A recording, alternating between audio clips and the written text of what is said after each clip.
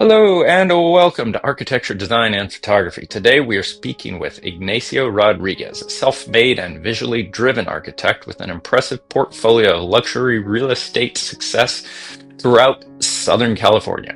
His firm, IR Architects, has designed a 500,000,000 square feet of high-end luxury homes ranging from 5,000 square foot contemporary new builds to 70,000 square foot estates. Since launching IR Architects in 2012 at age 28, Ignacio has quickly become a vigorous force in the highly competitive world of Southern California luxury real estate architecture.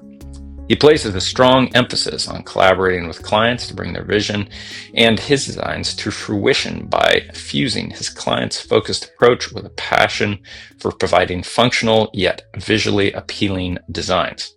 Now, Ignacio has an experience of working with both, I believe, celebrities and high net worth value individuals, which can be a unique thing to figure out how to work with people in designing their dreams. So there's a specific social interaction thing that I think will be interesting here to get. And also the multiple homes that he's designed within the Pacific Palisades fire zone. I think 8 of the 9 homes that he's designed in that area have survived. And he has a lot of methods for both building and landscape design to help fire prevention. So this should be an interesting conversation with Ignacio Rodriguez. Ignacio Rodriguez, welcome to Architecture, Design, and Photography. Now that we've got the technical stuff ironed out, how are you doing today? I am doing good. How are you, Trent? Not too bad. So I was really interested to speak with you because of two major issues. Not major issues, but unique things for your practice in that you're primarily, it sounds like, working with individuals of fairly high net value, which can always, it's a, it's kind of like a lion tamer, circus lion tamer to a degree, that anyone that's been highly successful is going to come with their own environment and way that they choose to interact, and it's a different social interaction that you I would imagine you have to get used to. And then also you work in the Pacific Palisades area, which has gone through a major issue with fires and everything recently. So those two issues in your livelihood and the work that you do are massive things. So, which one do you think is best to jump into first? Oh, it's they're probably both intertwined, right? So we could do either one. It's up to you. No problem. Let's go. Let's go high net worth individuals first. I don't often deal. I primarily deal with architects and designers and decision makers, gatekeepers. Mhm. Usually with architects or editors for publications and such, but interacting with the more individuals like the homeowners when you're actually designing and communicating. What have you learned? What's your process been? What are some of your stories that you have throughout your career that have been notable? Yeah, I mean, so yeah, our clientele tends to be a high net worth, usually, some sort of a C level position. So CEO, CFO, COO, CTO. Um, And so they are very successful. And I think at least on our side, usually by the time they're coming to us, they've already built a few houses along the way, or Mm, they bought and sold some homes along the way. And so when they come to us, they have a really good idea of what they're looking for. So they're just now looking for somebody to help them, take their concepts or their ideas into reality from an architectural perspective. And then that's kind of where we come in. And so, they tend to be, our clients tend to be quite sophisticated with regards to a program, to design trends. Um, they tend to have a really good idea of, what the feel is of the house. So they know that we're looking for a specific setting. So from a a design, interior design, a mood board, what that looks like, and and and specifically what the outcome should be when the house is all said and done. And so some Mm, stories, right? So what comes with it is you would think like, okay, great, well that sounds pretty easy, except when they merge different cultures all together. And so like I had a client request, I'm looking for a house that's like Paris meets Tulum with a splash of like Costa Rica in LA. And it's like, okay, yeah, none of that comes together at all. But you're trying to kind of put that picture in your head together, and it's our job to kind of merge them. And so those are the challenges. The challenges, I think the biggest ones is they really challenge you from a design perspective because they've traveled the world. They've seen a lot. They've been to a lot of places.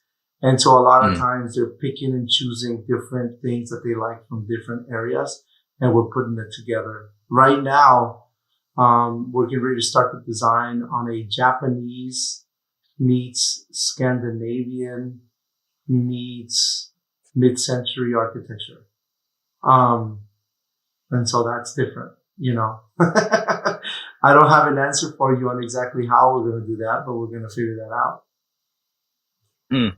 Now, when you're working with individuals that have a very clear idea of what they want and where this process would potentially end up long term, do you feel that makes your job easier or more difficult because you're dealing with more so preconceived ideas from someone who might not be a designer, who might be getting a lot wrong, but maybe they've been in this and dreaming about it long enough to where they're actually starting to make sense and be able to do this on their own a bit, and you serve more as a facilitator at that point, or do you see yourself as having to correct a lot of bad assumptions? How does that work, and how do you deal with the personalities of high net individuals who are often in very prominent leadership positions and communication? How's that work in that kind of situation?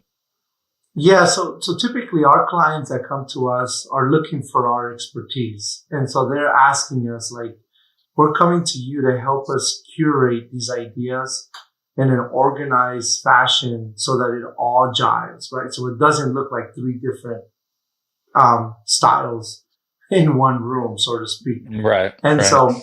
so that's kind of where, at least for us, it really does help because they give us the freedom, the design freedom to come up with that vision for them, Mhm. and curate it properly. And then, we always ask them and encourage them, like, guys, give us your feedback. You have been to these places. You know what this feels like, what that mood is like. If you can give us the feedback of, a little more indoor, outdoor, or a little too open, close it down, very, more light, let's get a little more green. Let's tone the contrast down, make it a little more taupey, whatever that is. And so we kind of work with them, but no, they give us a lot of leeway and freedom to design, which is, I think, Mhm. I find it extremely, extremely fun just because like this Japanese meets Scandinavian meets modern. I mean, that just sounds super interesting. Yeah. How I'm going to solve it, I don't know yet, but we're just getting ready to get started. But that's the kind of stuff, at least for us, that really allows us to also enrich our design catalog of what we can do in different Mm. cultures and stuff like that. Mhm. The in just thinking about it, the thing that I find interesting with the three that you're speaking of there, as far as Scandinavian, Japanese, and then more like a mid-century modern to a degree, I believe you said. Yep.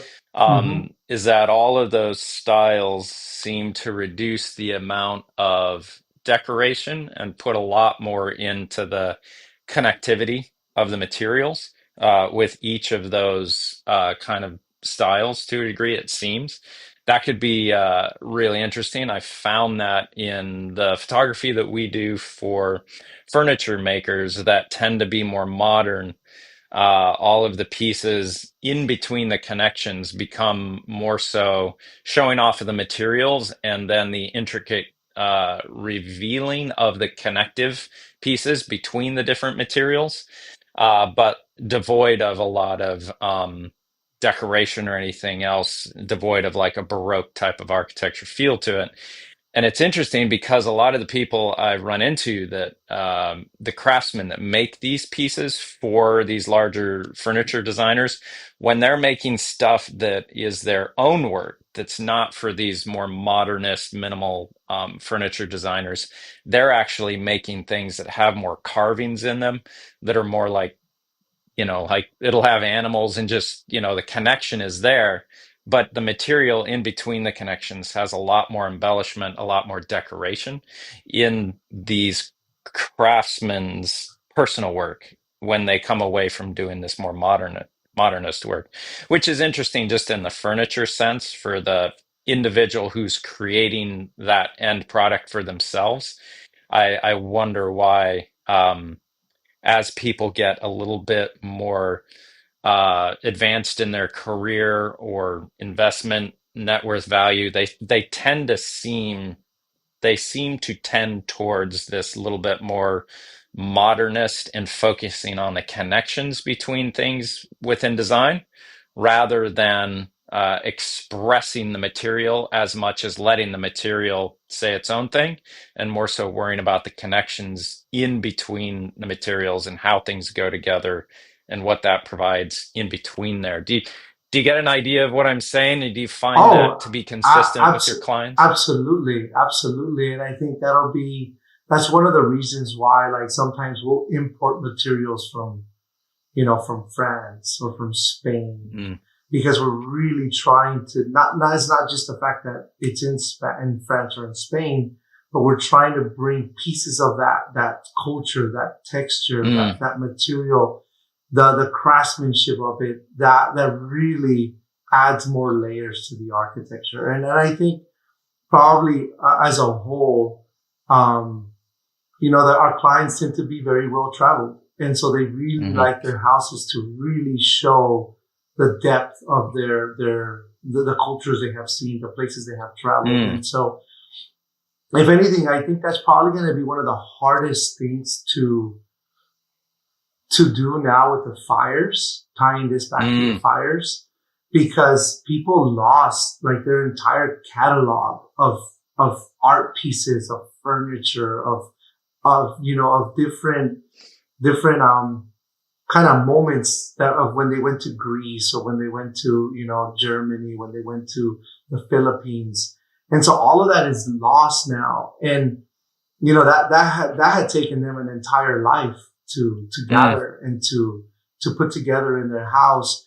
And so as we're designing these houses now, I think that's one of the hardest, moments that our clients are having is, just, I bought that when I was in Japan, and like, that was such a cool moment. I went with my family and the kids were of this age and it had so much meaning, and it's all gone, right? mm, All of it is gone now. And so as we design our architecture, we're trying to give them the opportunities, obviously, as they move forward, for those different elements that they're, going to hopefully find as they travel the world, because they're going to continue traveling the world. That's what they do. But, it's kind of letting the architecture kind of provide a canvas for them to showcase their life, mm. So that's, those are those little things that you're talking about. And I think in a lot of ways, we're always trying to, architecturally speaking, kind of give the canvas for these specific moments.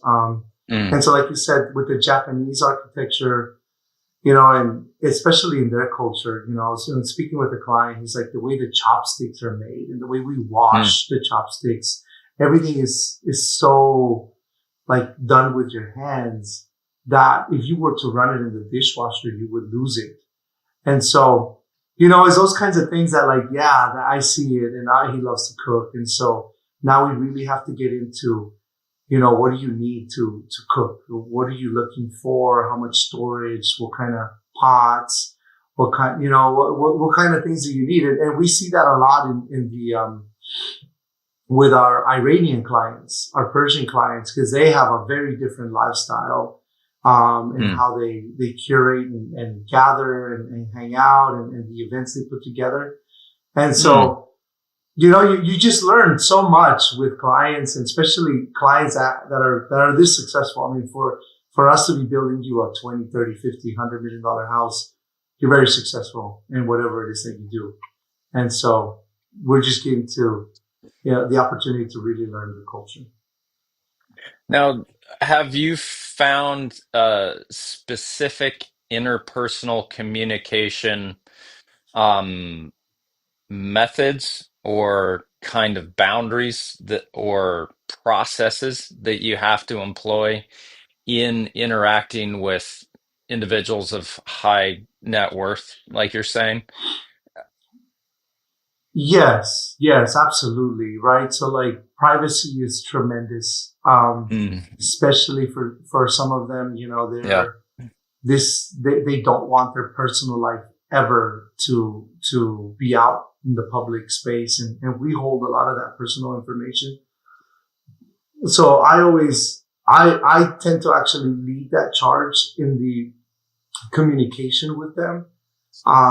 One, two, because we're designing the house, I'm designing the property, but two, to assure them that my notes are my notes.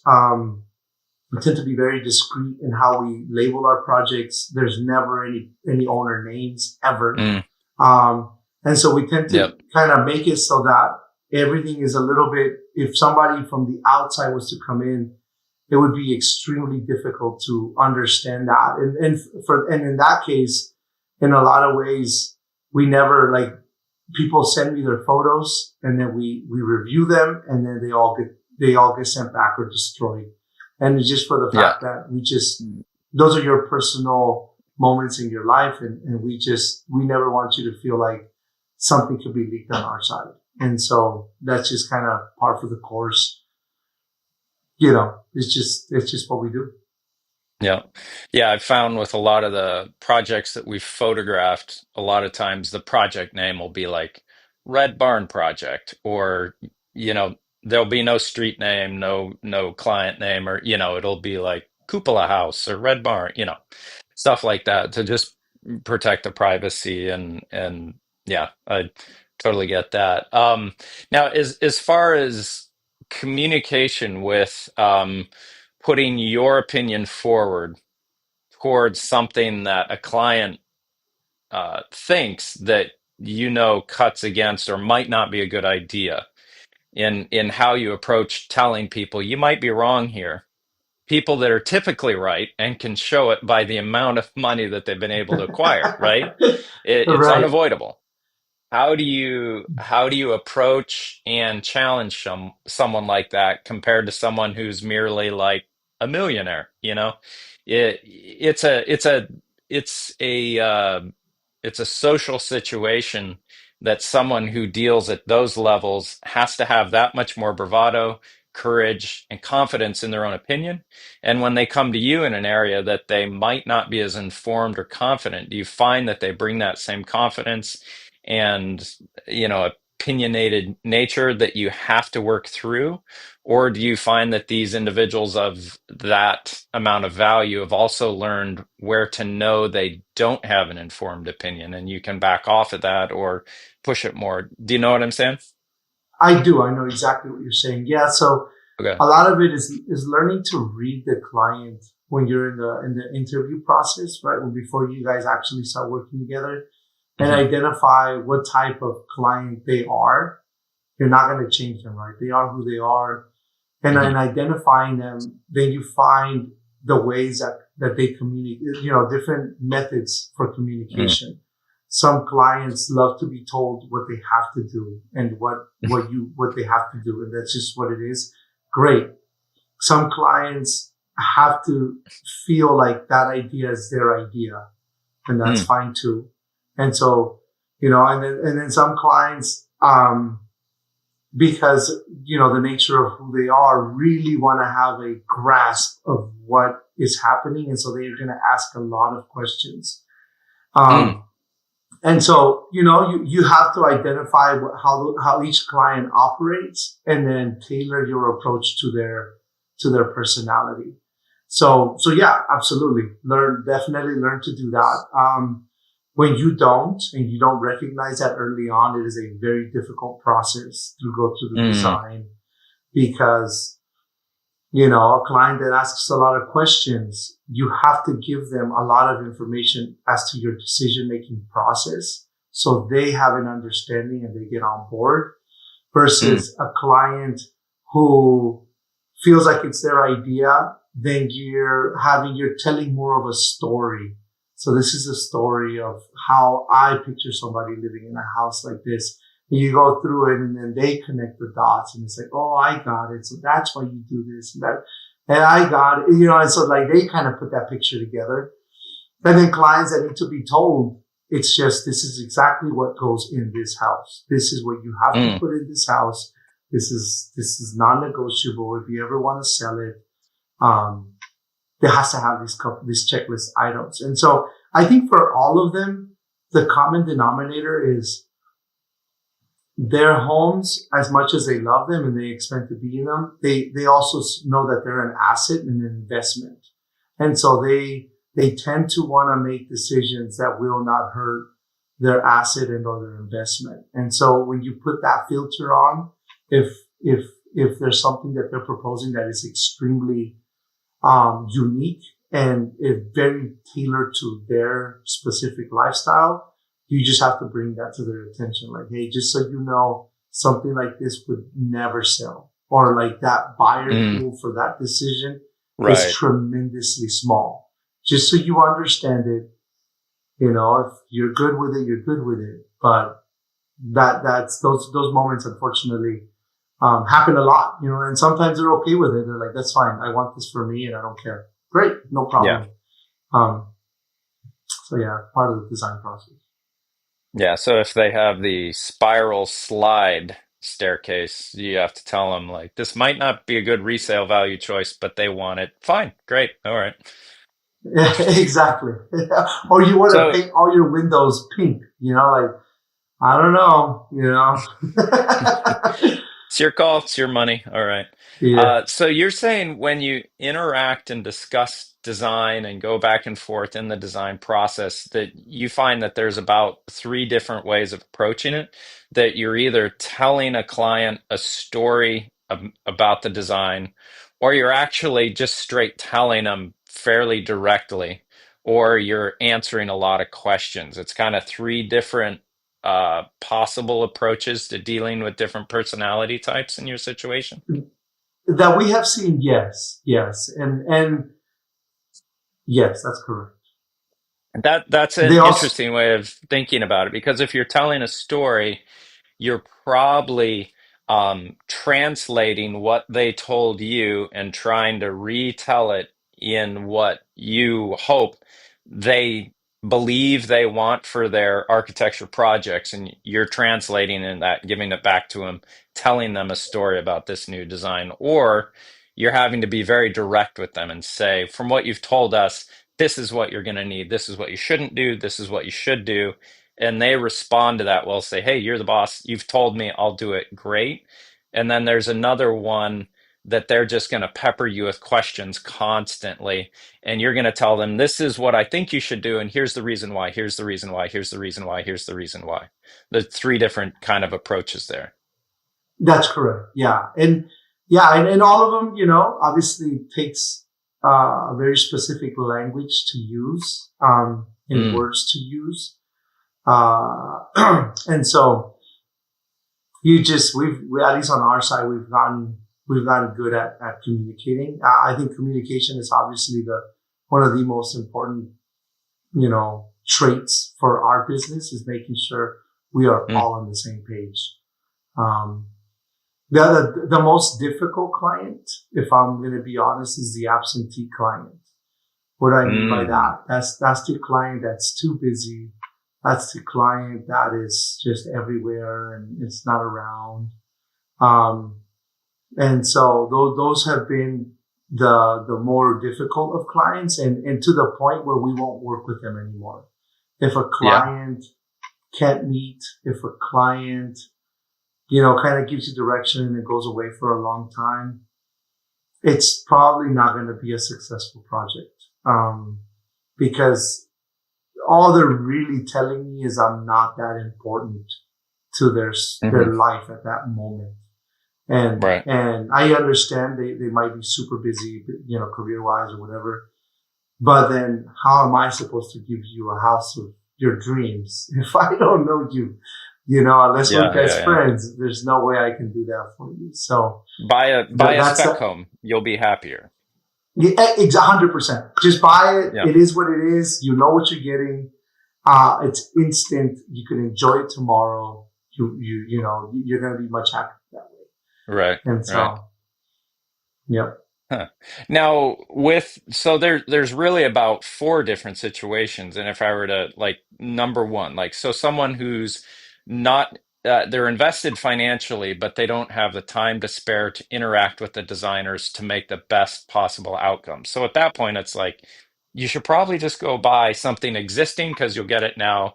It'll be exactly you see it, you get it, good. No, in a better situation than trying to guess what someone wants when they're not available to answer all the questions. The second one is this person that they come to you with all their hopes and dreams, and you have to interpret it, tell them a story, and then you have to be direct, and then the people that are going to pester you with questions constantly. Of those four, the fourth one that you just described is the worst or the most difficult to make a great outcome with. Of the three remaining, that tell them a story, tell them exactly what they should do, or answer questions, which usually has your preferred best outcome of those three different kind of approaches that you could take? Yeah. So for us, typically the story client tends to be the most successful because Okay. they gave us, right? It's like they gave us all the ingredients of what they would like to have in their meal. And now we have prepared their meal and it has a little bit of everything that they asked for. And And some surprise. and some surprise, yeah. Some special, special item that we do in all our projects or something that we've learned recently. And so we add it on there and it becomes this cool moment. But then that they tend to be the most successful because they then recognize that it's not just necessarily my house. We're all designing this together. Right. I'm relying on my team to help me build this vision that I had, and this is the end result. And they tend to be happier, make decisions faster, stay on budget. It tends to just work out better. The clients that ask a lot of questions, the projects tend to delay a lot. They tend to get stuck because they're trying to gather a lot of information and make decisions. And it's tough because I get it, hey, take your time, do your research. But we've been doing this for 18 years. You're trying to catch up 18 years worth of knowledge and it's just not going to happen. At some point, they come back and they're like, Ignacio, all right, what do you recommend we do? And so they just tend to get a little more frustrated. They tend to get a little over budget because the projects get delayed, and the delaying of decisions will cost you more money and time in the long run. So that's what I have seen. And then obviously the last client, the third client that just, what was it? The third client allows us to just design. Is that what that was? Yeah. If you just wants us to tell them what they're doing. Yeah. So they tend to also, again, like I actually embrace the client and their needs and their wants because they add a flavor to our projects that is unique to them. When a client is, it's just like, you guys just do what you want, they're going to get a great house for sure. But it's just more of our standard design. Like, this is kind of what we do. And so it has nothing unique about the project because the parameters are what I set the parameters to be. And so just in doing it, all three times, that's what I have learned. Kind of gives you the best to the point. I had a client, um, on Friday call, and we have been designing his house for a couple of weeks now. And he had been very direct on what he wanted, and very like, very a little more heavy handed, so to speak. And so we delivered that and he loved it. He went on vacation, took a week off, came back, and it was amazing. He came back and he said, Ignacio, you know what I've realized? I think you did a great job, beautiful house, but I've realized that I tied your hands. I actually didn't let you design. And so I actually want to take a step back and I want to let you have more freedom and feel free to add and remove whatever you don't think makes sense. Because in the end, I want to see what that looks like. I want to see, now that you know what I want to see your creative side. And so he's gonna get an awesome house because now we get to incorporate. I could remove some square footage, but by removing square footage, I get to add drama to the house. So I get to add like indoor courtyards, double height Oh, ceilings, really, really interesting visual connections through the project. And he's a young client, tremendously successful, very young. But the fact that he took that time and like self-reflected and realized that, let me let my professional team kind of take a pass without my recommendations. right. And so he's going to get that best of both worlds. So it's always fun to see that, and to live it. Because those are the projects that, for me at least, make you get up in the morning. It's like, yeah, we're gonna design a really cool house today. Yeah. Well, that's a really it's really four interesting situation. The one that you described is just a lose lose lose. That like basically a client that wants a bespoke house, so they can say they have a bespoke house, but they don't have the time to interact with a designer like you properly should to make one. Mm-hmm. So the value there is basically in the bragging rights, but the end result isn't going to be worth the process or the money, most likely because the owner didn't have the time. And Yep. you just can't buy time, you know? Now they have to allocate it. Now the tell a story is really interesting to me that you recognize that as the most successful because in the tell a story, the client comes to the table with hopes and dreams and a narrative that they think could be possible. So they really contribute. And then you take that and you retell it. And then together you've made kind of like lyrics and a melody. So you have an actual song Yeah. at that point.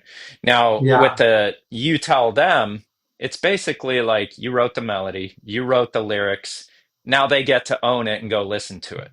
It's nice, but it wasn't a combined effort as much, right? So Yep. there's that lack of them feeling like they contributed as much if you're just telling them. And then that last one where you're constantly just asking questions from the client, I would think at the end of that, you're going to have a client that's going to say, well, I kind of designed the whole thing. I told them what Yep. to do. I made all the decisions Yeah.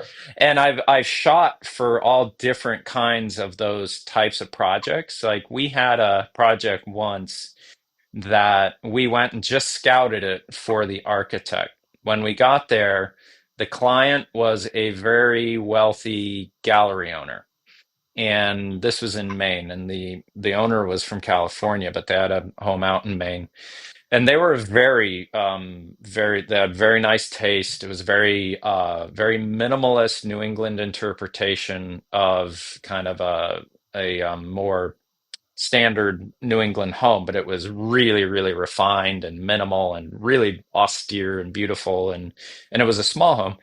And there was just this one chair in the whole home that was like a 1980s velour chair that just needed to be moved out of the shot. It was obvious from an old residence or had personal value, Yeah. not aesthetic value, right?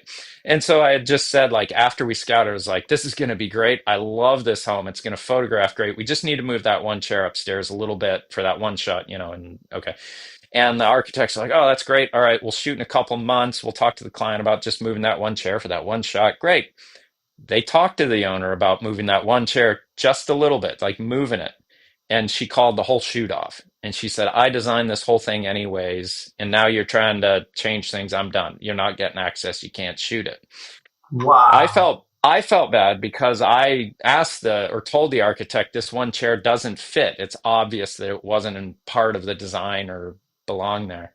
And I think the owner probably was one of those people who just asked a ton of questions and made all the decisions and they said okay. And she did have good taste and she did direct it in a good direction, but they were also the designers and architects and they made it great. But I think what you have there is a client who kind of felt like they did all the work and then it just doesn't end up in a good situation. And she felt very attached to that project and was just kind of, nope, you're done. And so then I think I had to sell, or no, I just wrote the copyrights of the scouting images over to the architect. And they were able to use them for whatever they wanted. They bought fully the copyrights because I didn't want to be involved with a project that had an owner that was that particular that they were going to cancel the whole thing. So I was like, you can just have the scouting images. We won't shoot it. I won't charge you for the scouting, nothing. But I don't want any legal recourse or Yeah. connection to that project. Thank you very much. And they figured it out and they got it going. But it's really interesting that you have like the interpersonal communications and how different project types go, that you're able to articulate that you can identify when you meet with a client, like, oh, these are going to be the ask the question types, or these are going to be the tell the story and then we tell it back to them type, which is the hope, the best one. But then these are the clients that are never going to come to the meetings and are always going to be busy and it's just frustration and they should go buy a spec home. Or, the ones that we're going to have to tell them to do everything. I would think the ones that where you have to tell them to do everything would maybe be the second best one, because then at 100%. least you at least get like, well, we get to design exactly what we want, which Yep. at least you have something for your portfolio, but it's not the most successful for architect and client together, which is interesting. That most of the people I've talked to have said the most successful projects are the ones where they're collaborative, but that the client actually does push pretty hard to say, really do what you do because we like what you do and we want you to interpret our story into what you do. So, Yeah, 100%. Yeah, that's exactly right. The client that just lets us do what we want to do and they're okay with that. Those are great projects too. But the best dish is when we are both working together. mm, It's yeah. when we both actually I think everybody learns the most because I learn Yep. from every client and they learn from me and they learn from the process. And so, yeah. Interesting.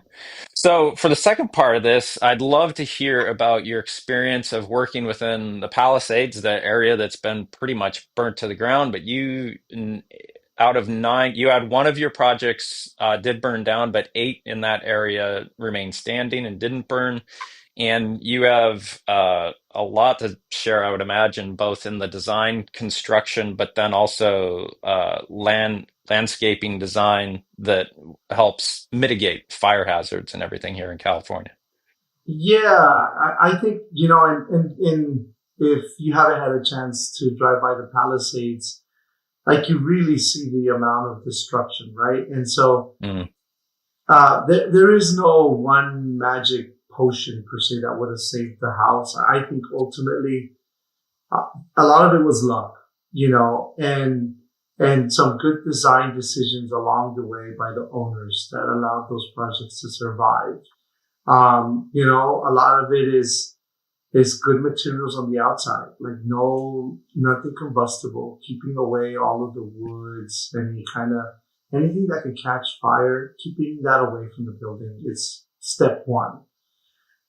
From there, it's a must that the fire stay outside of your house. So what does that mean? You cannot have, like your venting system for your attics and stuff like that has to be very, very protected. You cannot let embers get inside your house because your house will burn. It'll burn from the inside mm, out.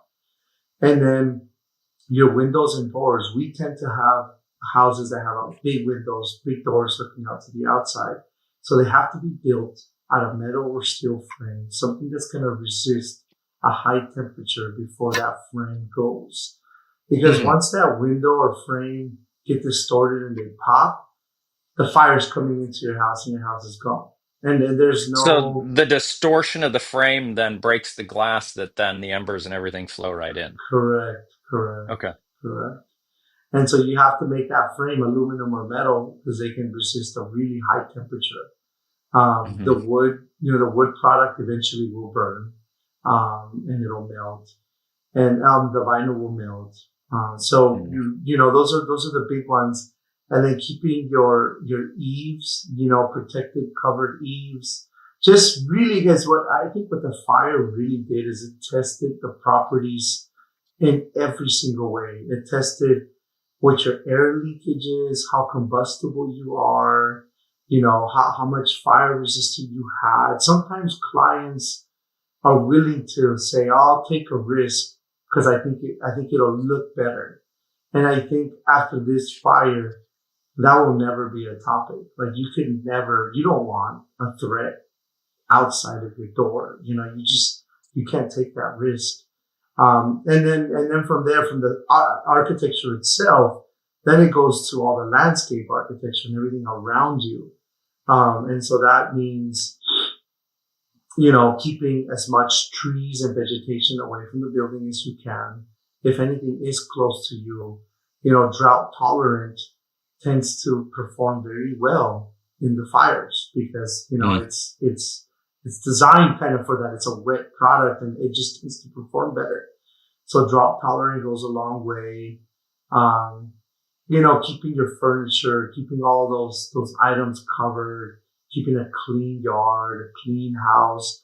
And really what it does is, let's just say if if it is super messy, even for the fire department to evaluate, like in the Alphabet Streets, right? A friend of mine worked in the Alphabet Streets, firefighter named Sal, and he was explaining like, they were driving and trying to figure out like where they were going to hold the line, and I wanted to ask him like, well, subliminally, how did you pick that house? Of all the houses, why did you pick that one to hold? And I think a lot of ways they felt like they can survive. The house could survive. It has a Uh, brick facade or a stone facade. It has a good roof. It's easy to access, easy to walk around, and it feels like, what, I could defend this structure mm. versus a house that feels like the trees and the plants are like growing all over it and all that fun stuff. Yeah, that's great from an aesthetic perspective. It gives you that Costa Rica vibes and that indoor outdoor greenery Right. inside out. But when a fire is coming, that just means there's problems everywhere. And so I think as long as you stay cognizant of that, I think projects can be more successful. But in the Alphabet Streets, the setbacks were so small. Each house was 10 feet apart. And Mm. so, you think 10 feet sounds like a lot. It isn't. And when you think about it, if an entire structure is on fire and is 10 feet away from you, it's going to melt your windows. It's going to melt your Oh yeah. siding. It's going to melt all of that and eventually ignite it. And those fires were so hot and it was so windy that, like you saw as I walked through the sites, the houses collapsed sideways. So the Oh houses yeah. didn't collapse straight down. And some of that is just Yeah. because Kind I'm sure of. the wind was pushing them. And so they just collapsed and collapsed and collapsed. And it was just a domino effect, right? And so Yeah. like, Very much a domino. and so, it's being cognizant of that, keeping all of that as clear as you can. And, that the house, some of the houses that survived, you look at them and you see like, oh, I see it's got some good items. But some of them still had some vulnerabilities, but that still wasn't, they still had a lot of the other good stuff that allowed them to survive. Metal siding, obviously metal and concrete performed the best. Metal is just not a very popular material in traditional architecture, and so Yeah. the Palisades tended to be a much more traditional, neighborhood. So that's what I have now noticed. And now we're heading now into the space of how to make these houses much more fireproof, Right. as we march forward. And so we're working on implementing some of those items. Even to the current projects that we're building that did not burn, clients want to prepare for that. Sure, they're It prepared and ready. the biggest vulnerability basically the kind of the eaves and the ventilation for the attic spaces. I've from a friend that lives out here, he was telling me that that's one of the bigger things is that the embers get inside the house, and that's where, as you said, the fire starts rather than like I always imagine, well, it's the outside that's exposed to the heat that will just go up. But is that not the case? Yeah, no, that is the case. That's 100% the case. And that's part of what I mean by keeping the fire outside of your house. And so those ambers, like my buddy Sal was saying, he's like, a lot of times we would see smoke coming out of a house, but Mm, by then that means the attic is completely engulfed. Like it's right. completely gone. And that means all the ceiling joists are gone. So it's just a matter of time before the house falls over. Like it's just a Mm, matter of time. And so attics and your ventilation is the number one thing everybody, whether realistically speaking, even if you're not in a necessarily high fire zone, if your neighbor's house catches on fire, your house can catch on fire. So yeah. everybody needs to address that. And so you need to, make sure you have amber resistant grills and on all of your vents so that no ambers can come in. They sell paint and stuff that you can put on that so that it expands effectively and doesn't let any more air come in. So it's all of Oh. those little things that really will help. It's crazy, but we never sprinkler attic spaces. We only Mm, sprinkler conditioned spaces. But you could very easily just put a sprinkler system in the attic. Like it would cost probably $5,000, no big deal.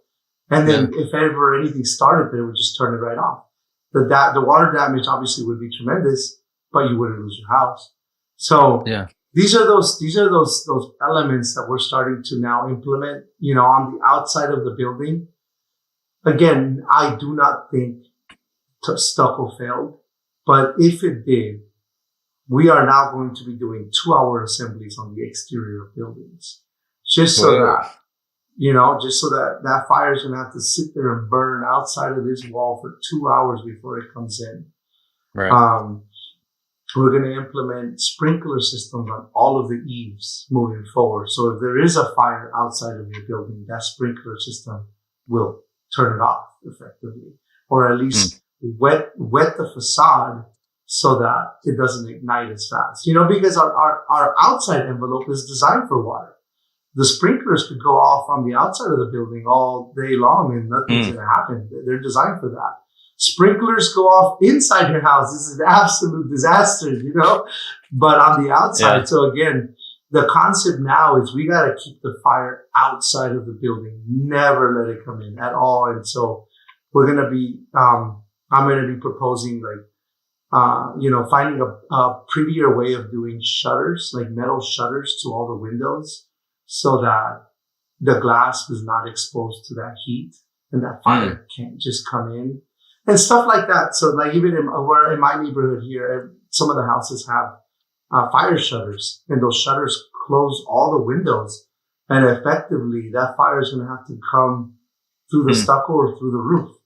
And it's a newer community and we have a lot of wind, so people use it for that reason, but it has a passive effect of preventing fire, preventing your house from burning. So these are those things that we're going to be implementing moving forward, to try to, keep the fire outside as much as we can. Now, do you think with implementation of design products like that and more design after or more thought put into fire prevention and more products towards fire prevention that insurance becomes less of an issue in areas like that because there's the story that a lot of these people lost their homes and didn't even know they didn't have insurance because of fire issues. Correct. Yeah. I mean, I hope insurance will take that into effect. Where I live, we have a big hillside behind us. And so we spray our hill with phosgene, which is a red stuff that they drop when there's fires. But we get our faucet check clear, so you can't see it. They spray the whole hill. Our entire hill will not burn in a fire. Um, does the insurance recognize it for us? No. But Hmm. I think in time, as hopefully the policymakers understand these situations, because insurance is really expensive. We were dropped.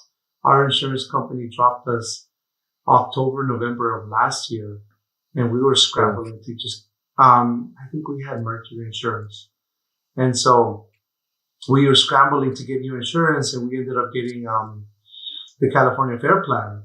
But the California Fair Plan has a max ceiling of how much it can cover, and so there's just a lot of logistical issues, a lot of policy issues, a lot of law that needs to get kind of put into effect to help homeowners, because people are still going to live there in some way, shape, or Yeah. form.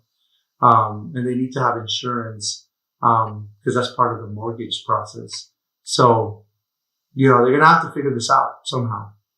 I hope it happens sooner rather than later. Now, with the Palisades, do you, I know that after you go through a situation like this, there's a very underlying and disturbing psychological effect. We almost had our house burned down from a chimney fire, and it was my son still suffers with a lot of kind of, if he hears a smoke alarm, it's really difficult for him, and he's sensitive to that, and it's very unsettling. But to actually lose your home and all that, that's got to be 100 times worse. Do you feel that a lot of people from the Palisades are looking to rebuild? I would imagine they're much more resourced to have the choice to rebuild compared to like something like Maui that they've gone through. Do you find that the community is like, yes, we're going to rebuild and we're going to rebuild on the land that we own, but we're just going to improve our architecture process to make it more fire resistant and everything else? Or do you feel like a lot of people after going through this have just had it and they don't want to be in that area anymore? No, my experience to date has been that everybody wants to be there. I think the Palisades, it's a beautiful community, amazing climate, proximity to the beach is amazing, Yeah. proximity to all the neighboring communities is great. And it was like, I think in a lot of ways, people think the Palisades was full of mansions, and it was not. The Palisades was like your good old American city where kids are running around and it's safe and everybody knows each other and people come over and everybody's hanging out. At least that's how it was when I was little. I think that has kind of changed now in today's time. But when I was little, you had dinner at your friend's house and you just kind of roamed the neighborhood and everything was okay. And I think the Palisades has that. And so I think people want that and are really going to push to get back. I think the biggest challenge is going to be the time it's going to take to build.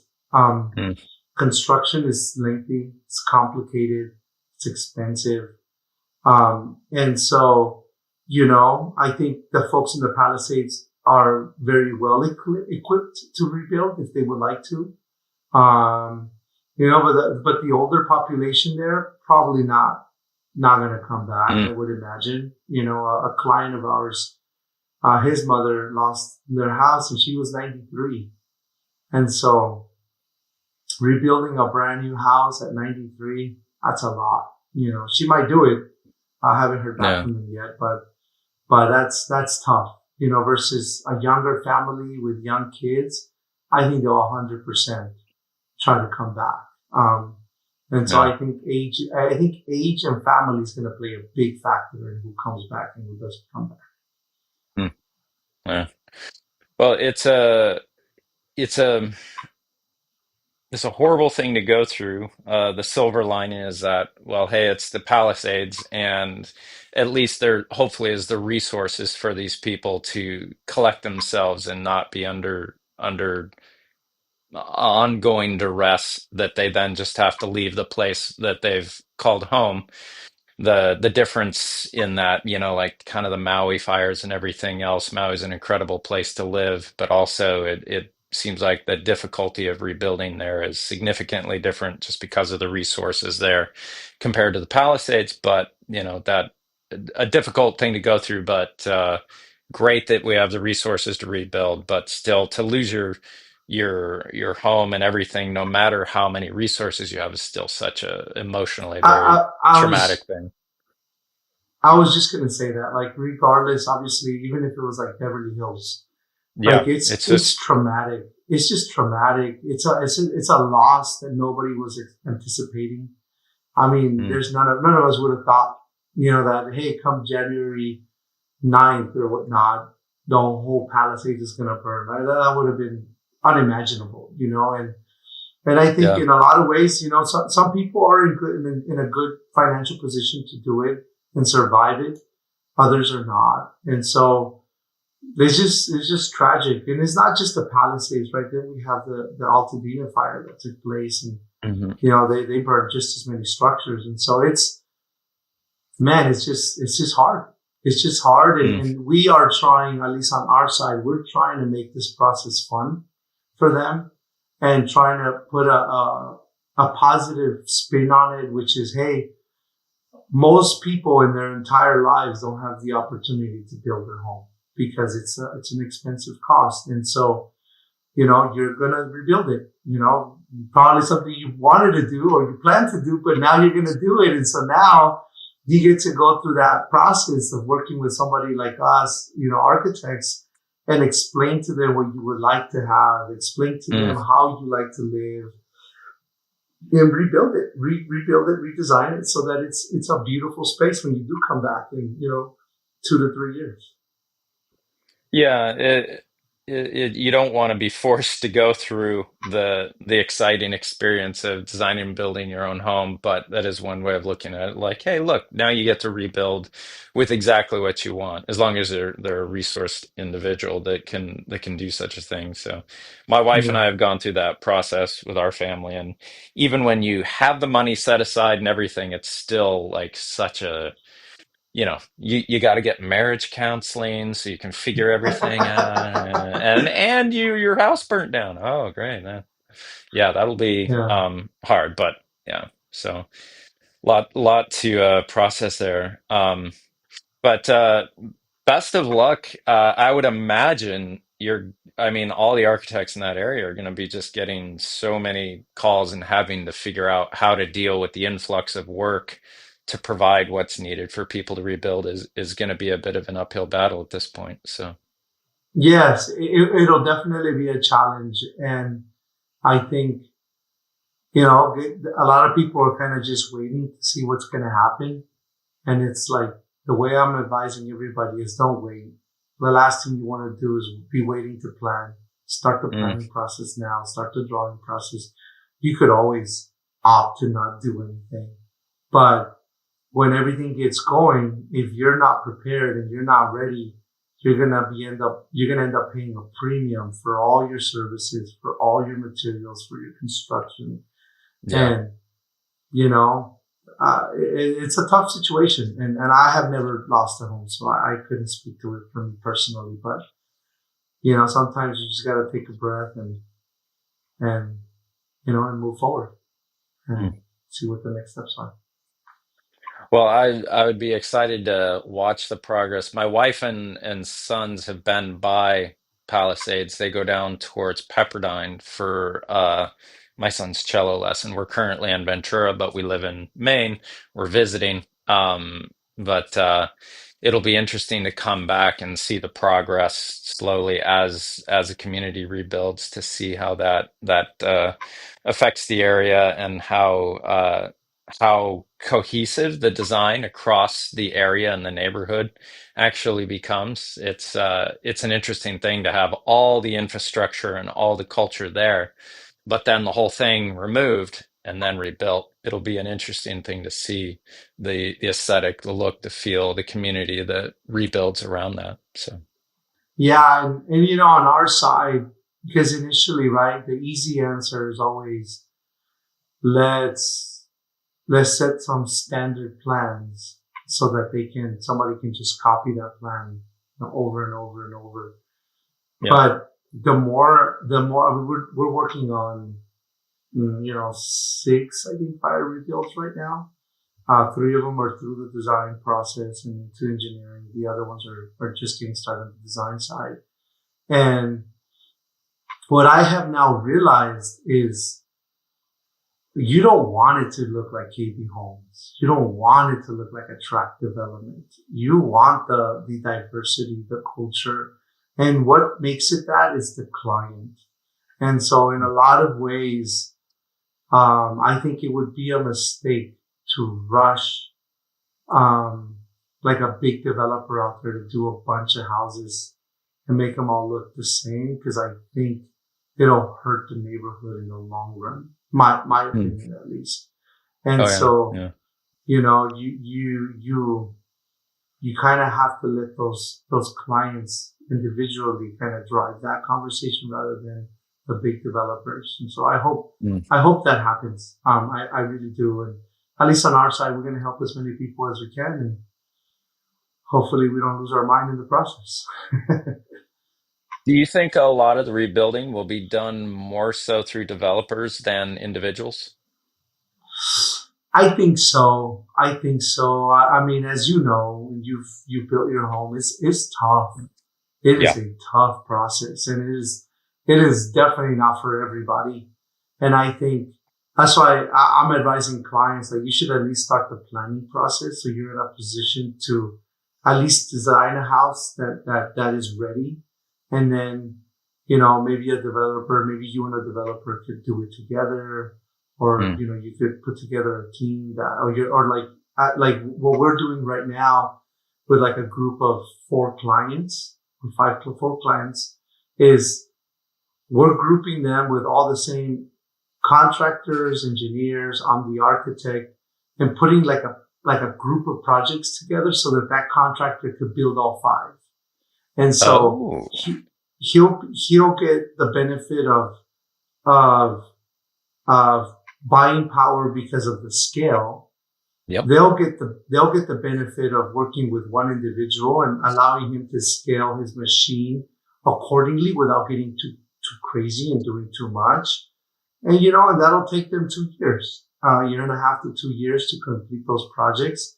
Mm. And so really what I am doing now is I'm finding that like if I could put 5 people together, like great, I'll put a contractor to you guys, and then this is your guy who can answer all your questions. Somebody that I've worked with, somebody that I trust, somebody that I believe in, that I know is good. And then kind of setting these pods so that, they're not out trying to find a contractor per se, because as you know, the vetting process is really hard. Um, Mm. Finding the Yeah. right builder, and you could only imagine how many people are going to come out of the woodworks that have no idea what they're doing.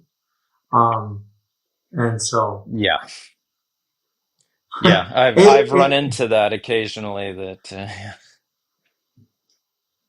it's tough. It's tough, Trent. And yeah, I'm trying to provide as much guidance as I can, and the clients that are part of that listening group, that trust group, they'll be successful. And some of the clients that are not, they're going to struggle. Mm. Hmm.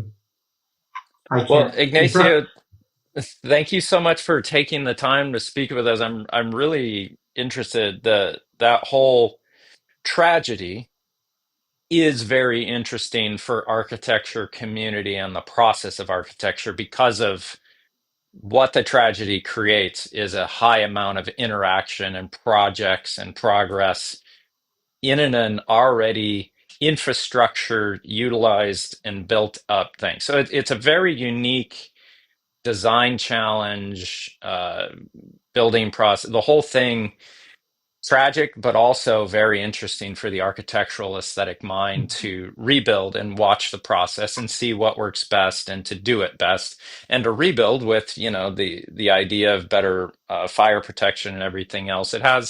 It still has a lot of hope to it, and a lot of ability to be better in the long run. So it's hopefully one of these things that you'll be able to tell a story to the best end result rather than tell people exactly what they need to do or have them just ask questions all the time. So, hey. Yeah, and the clients we have are they're always good. They're good people, so they trust us, and I think we're going to be fine. Yeah, sure.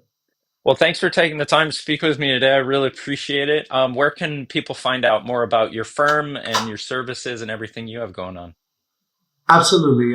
They can look us up online, irarchitects.us. Same handle for Instagram. You could email me at ignacio at ir-arch.com, or you can call me on my cell 310-622-2003. And either one of those ways, we'll definitely get in contact with you and start the process. All right, great. Well, Ignacio, thanks so much. I wish you the best of luck in what is probably going to be a very busy future. Yes, thank you very much. You too, Trent.